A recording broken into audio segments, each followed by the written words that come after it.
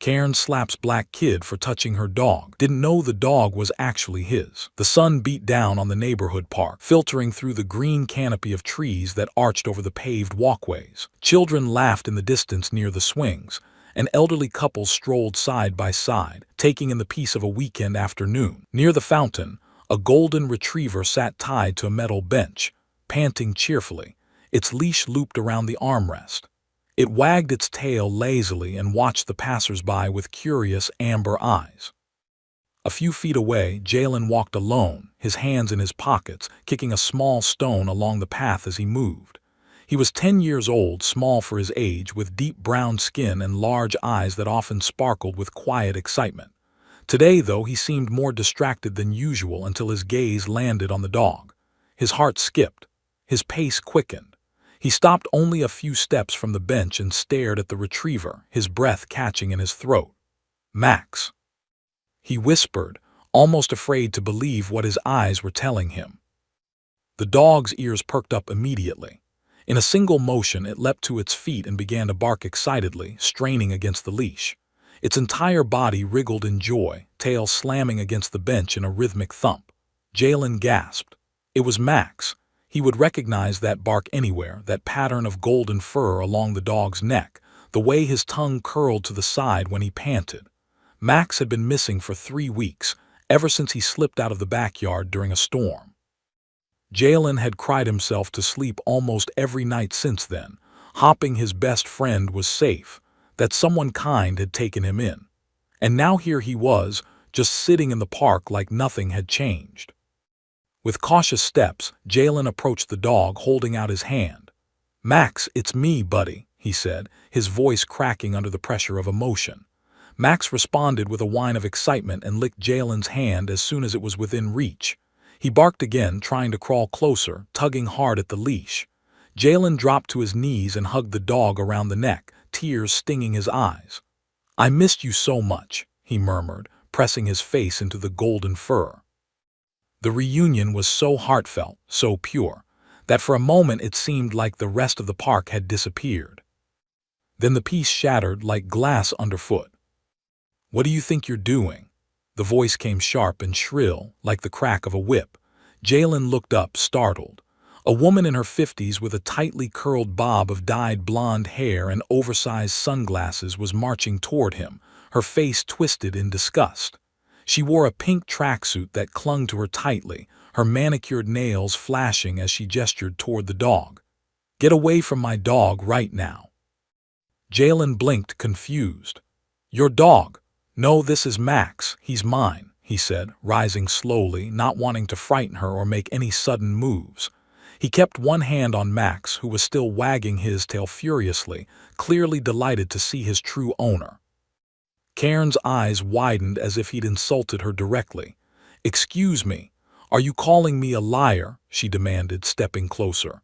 "This is my dog. I rescued him from the street last month. He's mine now and you're scaring him." Jalen opened his mouth to respond, but nothing came out. He could only stare, bewildered, as the woman placed herself between him and Max, reaching down to pat the dog's head. Max whined and tried to scoot back toward Jalen, but Karen yanked the leash tighter. "I'm not scaring him," Jalen finally said, voice shaking. "His name is Max. He knows me. He's my dog. He's been missing since the storm, please." "Don't talk back to me, young man," she snapped, her voice rising. "You people always think you can take whatever you want and play the victim. This is exactly the problem with this generation. You're lucky I don't call the police right now." A few heads began to turn. The parents near the swing set were watching now, curiosity flickering in their eyes as the argument escalated. A jogger slowed down, earbuds pulled out, and came to a halt a few feet away. A woman with a stroller whispered to her partner and pointed subtly in their direction. Jalen took a step forward, trying to keep his voice steady, trying to reason with her. "Please, ma'am, just look at how he acts around me. He knows me. We had him chipped. If you don't believe me, we can scan it." Before the words finished leaving his mouth, she lashed out with the back of her hand. The slap landed across his cheek with a sickening crack, and Jalen stumbled backward, stunned. The sting spread across his skin as his ears rang.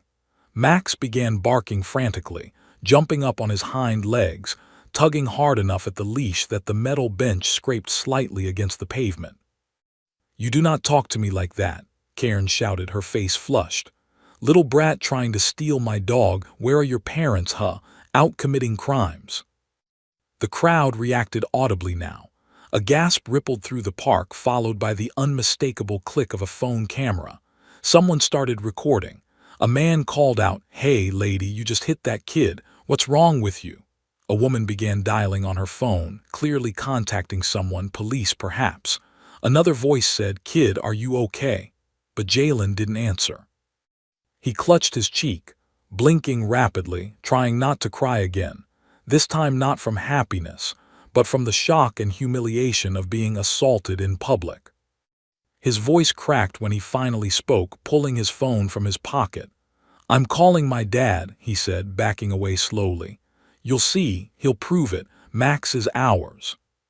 Karen crossed her arms, huffing loudly. "Good. Call whoever you want. Maybe he can explain why his delinquent son thinks it's okay to harass women and steal dogs in the park." Jalen didn't argue.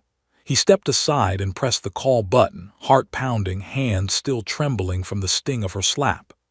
As the phone rang in his ear, Max barked again and again, straining toward him, tail wagging like crazy, desperate to be near the boy he'd clearly never forgotten. The park, once humming with the peaceful rhythm of a weekend afternoon, now buzzed with unease. Conversations had quieted into tense whispers, and all eyes were fixed on the scene unfolding near the bench where Max, the golden retriever, barked and whined, agitated and confused. He pawed at the ground, ears pinned back, body twisted toward Jalen, who stood several feet away with one hand on his burning cheek and the other gripping his phone tightly. Karen, standing stiffly beside the bench, tried to shush the dog, but Max wouldn't stop crying out, his distress clear. His tail no longer wagged, and every time Karen tugged the leash, he leaned backward as if resisting her presence. Jalen's father, David, answered on the third ring. Jalen's voice wobbled as he spoke, trying to keep the tremor out of it. "Dad, she hit me. She said Max was hers, but it's him. I swear it's Max. He knew me right away. He ran to me and everything, and she slapped me when I said he was ours." He glanced up and saw the look Karen shot him, a mix of annoyance and superiority, like she couldn't believe he still had the nerve to speak. Jalen turned away from her, focusing on the call. "Please, Dad. Come to the park, by the fountain, please." David didn't ask more questions. He simply said, "I'm coming right now," and hung up. Jalen stood still for a moment, trying to calm his racing heart. A breeze brushed past him, but the cool air did little to ease the heat rising in his face.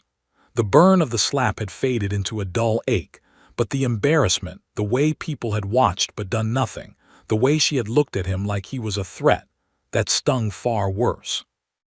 Meanwhile, Karen had resumed her scolding voice, clearly trying to reframe the situation to the gathering onlookers. "He just ran up and grabbed my dog like some kind of lunatic," she said, arms crossed, voice pitched for the crowd. "I don't know what his problem is, but you can't just go around claiming someone's dog because you feel like it. This generation, no respect, no boundaries." A woman nearby raised her phone and recorded her words, her face unreadable. A teenager whispered something to his friend, both of them frowning. Another jogger had paused and stood with his hands on his hips, shaking his head. Karen seemed oblivious to the fact that support wasn't forming around her, or maybe she thought being loud and certain would drown out the truth. Jalen didn't argue. He sat on the nearest bench, eyes locked on Max, whose tail thumped half-heartedly when their eyes met. Karen had shortened the leash, pulling him tight to her side like a trophy, but Max's body language screamed discomfort. His ears drooped, his eyes darted to Jalen, and he whined every few seconds. He didn't look like a happy dog with his owner. He looked like he was waiting to be rescued again. A few minutes later, a dark blue SUV pulled into the lot by the entrance. The door slammed, and David, tall, broad-shouldered, with a trimmed beard and the sharp urgency of a father pushed to his limit, strode across the grass with his eyes fixed on his son. Jalen stood as soon as he saw him. The second David reached him, he placed a steadying hand on his shoulder, eyes flicking down to the red mark on his cheek. His jaw clenched. "You okay?" he asked softly. Jalen nodded, but the emotion welled up too fast and he burst into quiet sobs, burying his face in his father's chest. David held him close for a few seconds before turning toward Cairn, his calm cracking just enough to let the anger peek through. "You slapped my son?" he asked, voice low but razor-sharp. Cairn didn't flinch.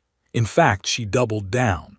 "Your son tried to steal my dog and got aggressive with me. I defended myself. That's what any responsible adult would do." David gave a humorless chuckle, the kind that barely concealed rage. "That dog's name is Max. We've had him since Jalen was 4. He disappeared during the storm 3 weeks ago. We've been searching every day. That's his dog." Cairn rolled her eyes. "Oh, please. I found this dog wandering without a collar, scared and filthy. I took him in, cleaned him up and gave him a home. I even brought him to the vet for shots. He's legally mine now." "You didn't scan for a chip, did you?" David asked, already pulling out his phone. "We had Max chipped when we adopted him. The vet told us that's standard now. You just assumed he had no owner." Cairn's lips parted slightly, and for the first time a flicker of uncertainty passed over her features, but it was gone as quickly as it came. "Lots of dogs aren't chipped, and even if he was, he wasn't wearing a collar. How was I supposed to know?" "You weren't supposed to assume ownership. That's the point," David snapped. "You took a dog that didn't belong to you, then you slapped a child who recognized his own pet." A murmur rippled through the crowd again, stronger this time, and several people voiced agreement. "She hit him in front of all of us," someone said. "That dog clearly recognized the kid," another added. "He didn't act like that around her at all." David pulled up a folder of images on his phone and held it out to Cairn. There were dozens of pictures: Max as a puppy, Max licking Jalen's face, Max sleeping on their couch, wearing silly Halloween costumes. Then came the recent photos from their missing posters, the same image that had been circulating online and on community bulletin boards. Max in front of their gate, tail wagging, eyes bright. Cairn glanced at the images, her composure faltering for just a heartbeat before she hardened again. "Anyone could fake those. I'm calling animal control. We'll see who the dog chooses then." Just as she reached for her phone, Max let out a loud bark, jerked his head, and slipped the leash from her grip in a sudden, desperate lunge. He galloped straight toward Jalen, tail whipping side to side, and leapt into his arms with such force that Jalen almost fell over. Max whined and licked his face, nuzzling into his neck, and barked with unmistakable happiness. The crowd reacted instantly: gasps, applause, a few surprised laughs. One man shouted, "Well, I think that settles that." David knelt beside Jalen and Max, wrapping both in his arms, eyes shining. "Good boy," he whispered, scratching behind Max's ears. "We missed you so much." Cairn stood frozen, staring at the joyful reunion. Her face paled, and for the first time her mouth didn't open. No excuse, no denial, just silence. The park, once abuzz with murmurs and unsure glances, was now overcome with a clear and undeniable energy: vindication. People who had stayed on the edges of the situation, unsure of what to believe, were now leaning in, watching with wide eyes as Max buried his snout into Jalen's arms, tail flailing like a banner of joy. The way the dog cried with excitement, the way he spun and rolled into Jalen's lap like he was home again, no one could fake that. It wasn't the kind of thing you could teach or train or stage. It was the reunion of two souls that had been painfully ripped apart and by some miracle found their way back to each other. David rested his hand on Max's back, his other arm gently steadying Jalen, who was now smiling through fresh tears, unable to stop petting his dog, unable to believe that after weeks of posters, late-night searches, and gut-wrenching disappointment, Max was back, truly back, and right here in his arms. Cairn still hadn't moved. Her arms were stiff at her sides, and the leash she once held lay limp on the ground, abandoned like the facade she had so stubbornly clung to. The smugness that had characterized her every word and movement had drained from her face. What replaced it was hard to pin down. Embarrassment, fear, guilt. A flicker of all three, perhaps, twisting her features into something unfamiliar, like a mask slipping off at last. Her gaze flitted toward the crowd, sensing the shift, the silent condemnation settling over her like fog. She opened her mouth, maybe to explain, maybe to reclaim some ground, but before she could speak, a firm voice broke through the tension. "Is there a problem here?" The crowd parted slightly as a local patrol officer made his way through, hand resting on his utility belt, not out of aggression but with that practiced, wary posture of someone used to stepping into volatile situations. His name badge read Officer Simmons, and he was clearly already aware that something had gone down. Whether someone had called it in or he'd been on his usual rounds, it didn't matter. What mattered now was the way everyone instinctively looked toward Cairn, as if the unspoken consensus had already been reached. David stood up, calmly but deliberately, and nodded toward him. "Yes, officer. My son was slapped by this woman after she accused him of trying to steal our dog," David said, keeping his tone level even as frustration pressed against every syllable. "That's our dog. His name is Max. He's been missing for 3 weeks, and today we found him here, tied to that bench. She claimed he was hers and hit my son when he insisted otherwise." Officer Simmons raised his eyebrows slightly and turned toward Cairn. "Ma'am, is that true? Did you strike this child?" Cairn seemed to blink herself out of a trance. He grabbed the dog and I thought he was going to hurt him. I was trying to protect myself." The officer's brow furrowed. "So you struck a 10-year-old boy, with witnesses present?" Cairn sputtered, her tone defensive. "He was aggressive. He lunged at the dog. I didn't know the dog belonged to him." "He didn't lunge," one woman called out from behind the officer. "He just hugged the dog and she hit him hard. I got it on video." She stepped forward, phone in hand, screen still open on the recording. Several others murmured agreement and a second man added, "The dog's chipped. If you scan it, you'll see who really owns him." The officer took a deep breath, his face unreadable. "All right, we'll verify that now." He radioed for animal control and turned back to David. "Do you have any proof of ownership?" David nodded and handed over his phone again. "Photos, adoption documents, even the chip number. We got him from a rescue 2 years ago. We can also take you to the vet where he's registered." Cairn's eyes darted between them, her confidence visibly crumbling. She glanced down at Max, who was now calmly sitting beside Jalen, tongue out, tail occasionally thumping against the ground. No matter how many arguments she had, no matter how many justifications she tried to muster, the dog's behavior alone told the truth louder than any words ever could. Not long after, a white animal control van rolled up near the lot, and a uniformed worker stepped out with a scanner in hand. Without delay, she approached Max, crouched down, and gently scanned his shoulder area. The device let out a soft beep. A few seconds later, the worker looked at her screen, then at David. "Registered to David Fulton. Dog's name is Max. Microchipped and listed missing about 3 weeks ago." Her words rang out like a gavel in a courtroom. The crowd, now drawn closer and murmuring among themselves, responded with clear judgment in their expressions, some with sympathy for Jalen and his father, others with disgust toward Cairn, whose arms had folded tightly across her chest, face pale. "I didn't know," she said quietly, but no one responded. It didn't matter anymore. The truth was out. The slap, the entitlement, the baseless accusations.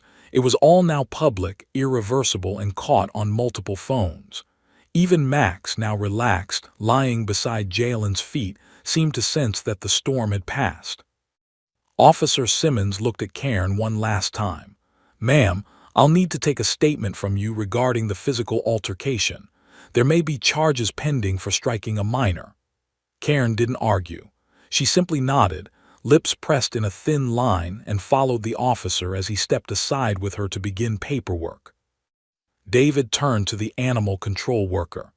Do I need to do anything else to confirm Max is coming home with us? She smiled. No, sir, everything checks out. He's yours. You can take him home. She knelt beside Max, gave him a few gentle pats, and added, He's lucky you found him. Dogs always remember who they love. Jalen, who had been quiet throughout the entire scene, leaned forward and wrapped his arms around Max once again. I knew I'd find you, he whispered. I never stopped looking. The crowd began to disperse, some stopping to offer kind words or a pat on Jalen's back. A few shook David's hand. One man muttered, Glad someone stood up to that nonsense. Another smiled and said, Good kid, that's real love right there. As they began walking toward the parking lot, Max trotting happily beside them, Jalen looked up at his dad. Are we gonna tell Mom? David chuckled softly. Oh, she's going to cry like a baby when she sees Max, and then probably bake you 3 dozen cookies. Jalen grinned, his face lighting up in a way it hadn't for weeks. The warmth of the sun returned, the breeze felt sweeter, and for the first time since Max went missing, the world felt whole again. Behind them, Cairn sat stiffly on a bench beside Officer Simmons, reduced to silence while the people she had wronged walked away, not in shame, but in triumph. The drive home from the park felt surreal, as if they were floating in a dream that had somehow come true.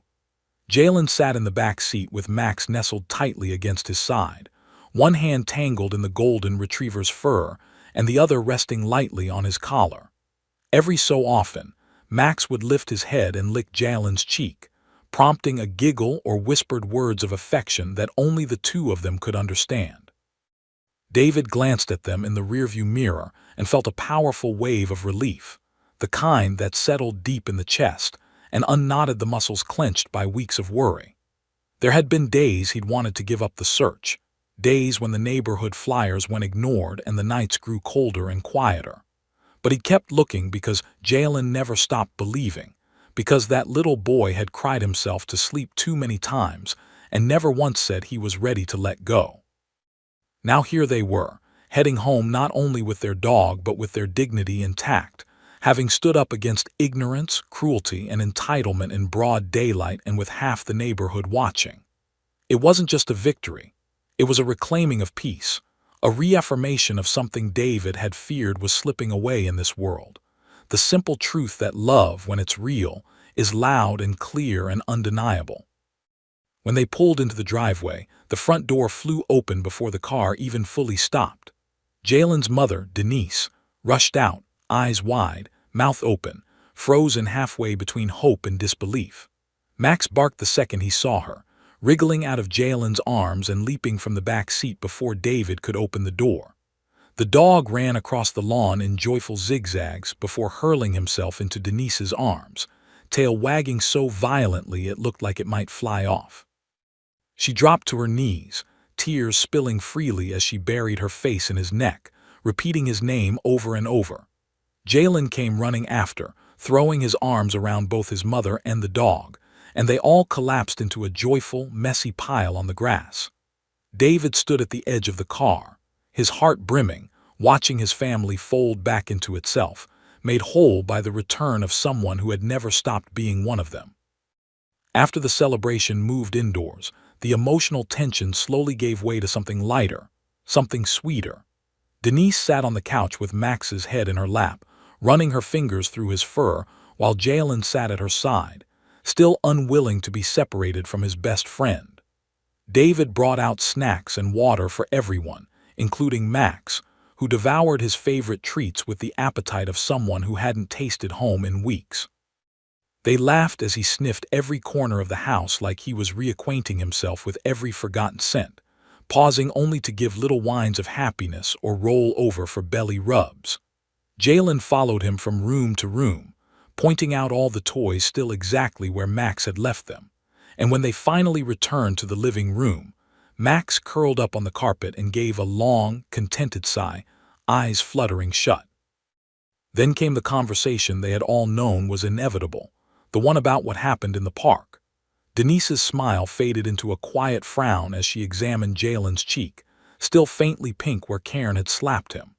David sat beside her and told the story from the beginning, laying out every detail from the moment Jalen saw Max to the arrival of the police and the scan that proved everything. Denise listened without interrupting, but her hands trembled slightly where they rested on Max's back.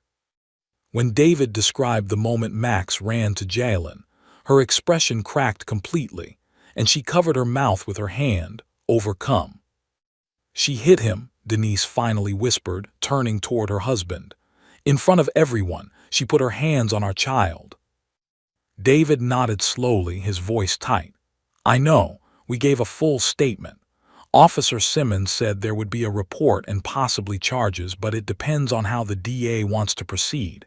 There were witnesses, video evidence, but even if nothing comes of it legally, it's out there now. People saw the truth." Denise was silent for a moment before she stood, packing toward the window. She stared out into the neighborhood, eyes scanning the quiet street, the rows of houses that had always seemed safe, familiar. "It never ends," she murmured. "You raise them to be polite, respectful, cautious. You teach them to stay calm when people treat them like they don't belong. And still, someone thinks they can strike your child and call him a thief just because of what he looks like. What kind of world is that?" David stood and crossed the room, placing a hand gently on her shoulder. "It's a world that's watching now. A world that saw what she did and didn't turn away. People recorded it. They stood with Jalen. I know that doesn't erase what happened, but it means something. It means she doesn't get to write the narrative this time." Denise turned and hugged him tightly, and for a long moment they stood in silence, their hearts beating in quiet solidarity. Behind them, Jalen had pulled a blanket over himself and Max, the two of them curled together like they never wanted to be apart again. Eventually, Denise returned to the couch, and the family sat in the living room long into the evening, the television playing quietly in the background, the usual routine suspended in favor of something deeper, something healing. Later that night, when the house was dark and the only light came from the hallway nightlamp, Jalen lay in bed with Max curled beside him, head resting on the pillow like he had never left. David peeked in, smiling at the sight, then sat on the edge of the bed.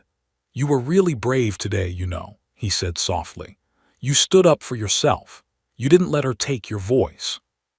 Jalen looked up, his eyes tired but still bright. "I didn't feel brave. I felt scared. I didn't think anyone would believe me." "Being brave doesn't mean not being scared," David said. "It means you did the right thing even though you were, and I'm proud of you." Jalen nodded and nestled closer to Max. "I knew he'd remember me, even if she yelled, even if she said I was lying, I knew Max would know." David leaned down and kissed his son's forehead. "That's what love is. It always finds its way back." He stood and quietly walked out, closing the door behind him. In the silence, with Max's soft breathing beside him and the echo of his father's words in his ears, Jalen finally let the weight of the day fade. He closed his eyes, one hand resting on Max's fur, and let sleep take him, safe, whole, and finally at peace.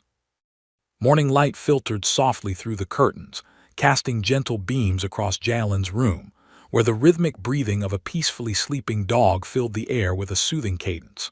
Max lay sprawled across the bed, head nestled against Jalen's chest, his golden fur catching the glow of sunrise.